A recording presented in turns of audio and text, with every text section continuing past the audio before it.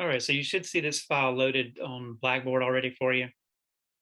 If you know this file fairly well, then you should do pretty good on the exam. Not a whole lot on the exam is outside of what you're going to find here. Also, in this file, you're going to see stuff. I put in some silly little pictures just to kind of break up the monotony. We do it different in the fall and the spring, but you'll see as we go along. How do I get rid of this window? Of course, know the type of universal blood donor. I put those big O's in there, so you'll remember that type O is the universal donor. And I've spelled this wrong actually, so you can just see the A and the B. So AB is the universal recipient. Pretty straightforward questions there. Nothing different than what you've seen early in the semester. You should be able to look back at your exams and see what's going on there. If you're asked for the main or primary site of gas exchange, that of course will be the alveoli. It's either going to say alveoli or pulmonary alveoli. I can't remember which. All right, peristalsis we talked about 1,000 times this semester. So remember that's wave-like contractions. And you'll have to know where that's found. So the digestive system, the respiratory system, the urinary system, reproductive system, all of those have tubes that are wrapped in smooth muscle. So peristalsis is going to be the primary mode of transport in those situations. Oh, and here's our first silly picture. Since we're heading up towards summer, I wanted to give you a memory tool, basically, to use your sunscreen, keep you safe. All right. Coming straight off the fourth exam, you'll just need to know the primary function of the uterus. So to receive and retain and nourish that developing zygote or developing fetus, however put it on the exam. Also remember that the fertilization actually occurs in the ampulla of the fallopian tube or the oviduct, so right in that area there. Again, straightforward questions on those. This is something you'll need to know forever, and you're going to see it on your entrance exams if you haven't already. So be sure you understand the difference between water-soluble hormones and the lipid-soluble hormones. And this is going to be very useful to you in pharmacology whenever you take that, understanding how we get message into the cells to bring about changes in the body that are needed. So there's water-soluble hormones, naturally, they're not going to be able to enter the cell directly because of the plasma membrane, which is a lipid bilayer. So water and fat do not mix, we know that. So we have to use the G proteins and the second messengers with the water-soluble hormones, so they can't directly enter the cell. So some straightforward questions there, several asking that a few ways actually. Of course, the lipid-soluble hormones, those are made of fat, so they will be able to bind with the cell and directly enter. So you're going to be asked kind of like that way actually, if they can directly enter the cell. You'll probably also see questions about where these lipid-soluble receptors are found. So they're going to be found inside the cell, and then they're going to be directly activating the genes inside the cell. So those receptors, sometimes they're just hanging out in the cell. A lot of times they are found on the surface of the nucleus. So know that as well. All right, this is going to be all of these except type questions. So the pharyngeal arches are going to contribute to all of these except. So know that it's contributing to the face and nasal cavities, mouth, larynx, pharynx, and neck. And I'll probably list most of these and then have one of the way off the charts answer here for you to know that that's the odd one out. Cranial nerves, once again, that's coming from these pharyngeal arches. So you may see this picture once again, but know for sure 5, 7, 9, and 10 are the cranial nerves that are derived from the pharyngeal pouch or pharyngeal arches. Sorry, that looks uncomfortable. Use your sunscreen. Damage is lasting. You saw this patient case earlier in the semester. So an exercise-induced pediatric asthma. So once again, you're going to have the child that's having difficulty keeping up with the other kids in class when they're running. He's out of breath. He's going to have chest tightness and probably some wheezing in some or all of the lung fields. And then you're going to have a productive cough. Productive cough is going to be a clear sputum with white specks. When you see that, that's usually a dead giveaway for asthma. Moving along. Once again, you have your emphysema cases. Don't think we're going to have both of the cases this time like we did on the regular semester exam. So you probably won't have the alpha antitrypsin deficiency. This one's going to be straightforward, long time heavy smoker, enlargement of the alveoli, destruction of the alveolar walls. So you're probably going to be asked about how you're going to explain this to the patient or the patient's family. So this destruction of the alveolar walls, decreased lung elasticity. All right, we're going to have another one of those tamponade type cases. So this is going to be someone stabbed in the park, or maybe a tree branch from an automobile accident, puncturing the heart and then being pulled out. So in the case with the person stabbing, they'll be seen running away from the scene, holding the knife. That's usually a pretty good indication that blood is collecting around the heart and is going to lead to a tamponade, which will lead to cardiac arrest. So understand that tamponade or cardiac tamponade or pericardial tamponade, that's just to stop the flow of the blood, but it still collects around the heart. I know what aldosterone does. So it's going to promote sodium reabsorption. Remember, water follows the salt. So that's going to lead to an increased blood pressure. So you increase the volume when you bring the water back in with the salt, that increases the pressure. And also sodium can lead to a vasoconstriction. I don't think I've asked anything right now about decreasing potassium. Just remember that sodium-potassium pump. So if sodium's coming in, then potassium's going out. Oh dear, that looks very uncomfortable. Okay. For this one, you remember your SO4-LR6-AO3. And remember, that means the superior oblique muscles controlled by cranial nerve 4, lateral rectus controlled by cranial nerve 6, and all the others controlled by cranial nerve 3. So you're going to have the similar patient case to what you saw earlier in the semester. Someone receives a blow to the side of their head, maybe, and you'll note that the lateral rectus muscle is paralyzed, probably, or you have a lateral rectus muscle palsy. And I'll ask you what cranial nerve controls that muscle. So you'll just remember this chemical equation. Cranial nerve 6 will be controlling that. So get ready for that question. Definitely see that. Look back at the previous exams if you have to. That's weird that that A is a different color. I don't know why that's doing that.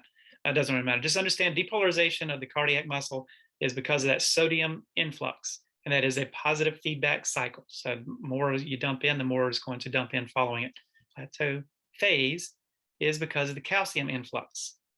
And then repolarization is because the inactivation of the calcium channels and the opening of the potassium channels. So straightforward questions for all of these. All right, so now all the tunics or coats or layers of the vessel, tunica media is the most commonly tested. The reason for that is because there's lots of things going on. And media, you have smooth muscle, so it's in the middle, it's the media, it's made of muscle, so keep your ends together. Now, I probably won't ask too much about the elastin, but you'll need to understand that later. Also understand that this is the portion of the vessel that's under the nervous system controls, where we can see vasoconstriction and vasodilation. And it looks like, since that's yellow, I'd probably ask you something about which part of the nervous system controls this. So it's a sympathetic reaction. All right. Yes, we're going to have that same patient case again. So the larynx, we're looking at the innervation, right and left recurrent laryngeal nerves. Those are branches of cranial nerve 10, the vagus nerve. And you should have the same patient case with the patient that was hoarse, and it turned out she had an aortic dissection. So from that left recurrent laryngeal nerve, the aorta was swollen and pressing on that nerve and causing that hoarseness of the vocal cords. I think that was that was either exam 2 or 3. I can't remember now. All right, know that inflammation is basically a fancy way of saying vasodilation. So the vessels have to swell to open up the clefts to allow the cells inside the blood to get out to the areas that are damaged or infected, so we can start the repair process. So the redness, the swelling, the heat all come from the blood that's being dumped out of these vessels. The redness, the color of the blood, of course, the swelling, the excess fluid in the extracellular space, and the heat. We already know blood carries heat. So that's why we see these cardinal signs of inflammation. This is one of my favorite ones here. Poor little ghost. All right, know the function of the paranasal sinuses. You're not going to see a picture like this on the exam. You'll just be asked what's happening here. So their purpose to lighten the skull, to serve as resonating chambers for the voice, and to serve as mucus factories. So making a lot of mucus to protect the respiratory system. Know where you find the frenula. So remember, ling means tongue. So lingual frenulum anchors the tongue to the floor of the mouth. Labia means lip. So the labial frenulum is anchoring the lips to the gingiva. Remember, we've talked about intrinsic factor 1,000 times this semester. So understand that we have to have intrinsic factor to be able to absorb vitamin B12. If we can't absorb vitamin B12, then we have pernicious anemia. Remember, vitamin B12 is necessary to make good, healthy erythrocytes.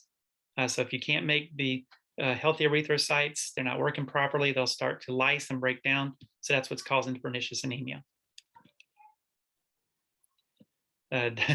This looks a little dirty, but what this is someone was sitting with a plate and a spoon on their legs at a picnic. At least that was the explanation from the picture that I saw this. That was a little misleading at first.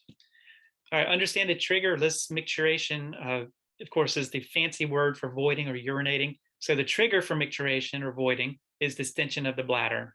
And this actually doesn't look like a bladder. It's tumorous, but just understand when those nerves are activated by the distension of the bladder, that's going to be the trigger for urination. Of course, always remember that alcohol inhibits the release of the antidiuretic hormone. So antidiuretic means not urinate. So this means we're going to urinate more, and that's going to lead to dehydration and the signs and symptoms associated with too much alcohol consumption. This is a throwback to the past couple of years of having to go to the beach with a mask on. Hopefully those days are gone for good. All right, the pregnancy hormone. So remember, progesterone is going to be secreted in an abundant amount when fertilization is detected. And that progesterone is going to keep the zygote or the developing fetus alive. And now we're going to secrete HCG, the human chorionic gonadotropin, that's going to feed back to keep the corpus luteum alive so it can secrete progesterone to keep the baby alive. So this cycle is going to go along for a couple of months until mom takes over taking care of baby. And we went in through a little deeper detail during the regular semester that you don't really need to understand for now. Just understand what the corpus luteum does, and HCG keeps the corpus luteum alive to keep the baby alive. Now that's a good one there. All right, the ectopic pregnancy, you have the same patient case once again. Have someone presenting to the emergency room with severe abdominopelvic pain. Pelvic exam, usually a bright red blood per vagina. And sometimes you'll have a history of pelvic inflammatory disease or repeated sexually transmitted infections. So you want to look for those. And of course, know that this is going to be fatal if it's not recognized and treated very quickly. I'm trying to remember, there may be a question about this definition as well. So just remember, ectopic means something that's occurring outside of its normal place. So an ectopic pregnancy is one that is occurring inside the tubes instead of inside the uterus. And that, of course, is why it's fatal. That rupture will, of course, be fatal for mom and baby. I don't think that's any popcorn. Know the intrinsic conduction system of the heart in order. So know that the starting point out here would be, once again, the vagus nerve, cranial nerve number 10, and then know these in order. So the sinoatrial node in the back of the right atrium leads to the atrioventricular node, leads to the bundle of His, and then the right and left bundle branches, and then out through the Purkinje fibers. And once again, remember the subendocardial conducting network is going to be the term probably for the future, but for this exam, we're going to stick with Purkinje fibers. Ooh, that is not a good look. Okay, moving on here. So know the capillaries. This may be a question. So the major site of the water and solute exchange between blood and tissues. This may also be a question. So the largest total cross-sectional area of the body for vessels, that's all the capillaries.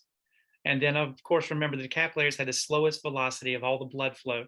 And the purpose for that, I'm sure it may ask this, that's going to allow for adjustments.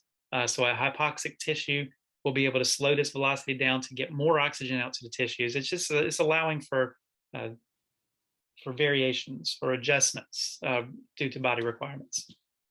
Know that the respiratory membrane includes the alveoli, capillary walls, and the fused basement membrane. So this question I don't really like a whole lot, but it's the type of question you're going to see on entrance exams and boards. I've always hated these questions where you find the right answer and you click it, and it turns out that was wrong because that was correct, but it wasn't the most correct answer. And ooh, it drives me crazy, but I want you to be ready for it. So be sure you might see one or two of these, one of the answer choices, but all three of these has to be there for it to be the most correct answer. So the alveoli with their capillary walls with the fused basement membranes make up the respiratory membrane. Crocs are a bad look regardless, but this makes it even worse. Just my opinion. You may have your own. Remember I told you earlier in the semester, the entrance exams, the boards love these cells within the gastric pits of the stomach. They want you to know all about them. So I'm gonna make sure you remember them here. The parietal cells making the hydrochloric acid and also secreting the intrinsic factor that we need to make normal erythrocytes and prevent pernicious anemia. Then the chief cells, so their job is to secrete pepsinogen. I'm not going to ask you about the activation here, so just understand pepsinogen is what's secreted. You'll learn more about that becoming pepsin a bit later. We've already talked about it this semester, but also understand from the chief cells, the lipases are being secreted. So the proenzyme for protein digestion, and then for fat digestion. All right, understand that all three of these together, probably won't say plicae circularis, it's probably going to say circular folds. So the circular folds, the villi and the microvilli all work to increase the surface area within the small intestine. So be sure, once again, one of those questions that I don't really like, but you need to find the most correct answer. So be sure all three of these are there: circular folds, villi, microvilli. And also remember cholecystokinin. The only thing I really want you to understand that it does is contract the gallbladder to secrete the bile. Our reticulocytes, once again, I've told you that is the stage before the mature erythrocyte. So if you see someone that has an increased number of reticulocytes, that will tell us the patient is bleeding somewhere, maybe internally or externally. I don't think I'm gonna get into that, but the question should just ask you, what does reticulocyte count tell you? All right, alveolar surface tension, once again, remember surfactant and how important that is. You'll be seeing that a lot in your future.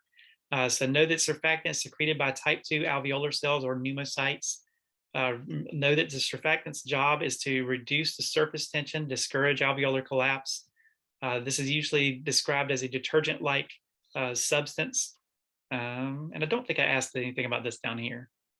So just know all of these. Well, maybe you should just know all of this forever. Surfactant is going to be a big deal for you. First time I saw this picture, I didn't get it. It took me a long time to figure it out. Once you see it, you can't really unsee it. If you go down to the beach along the coast of South Carolina during this summer, you'll probably see me looking a lot like this. Not in a bikini, though. I've stopped wearing bikinis. All right, so that should get you ready for the final. It doesn't seem like much, but if you look back through it, know in detail every one of these pages, and you should be okay. I don't really have a worksheet to prepare you for this, but just use this file along with the previous exams that we've taken this semester, and you should be fine. I'm working on a lot of things over the next week or so, trying to get grades entered. I'm making sure all the work is put into Blackboard so that you can have your full accurate grade. And I also have lots of letter of recommendation going out this weekend. So if you need me, be sure to text me. I probably won't get to emails until after the semester. So if it can wait, email me. But if you really need something urgently with the final or any other questions, just be sure to text me. All right. Best of luck. Let me know if you need anything.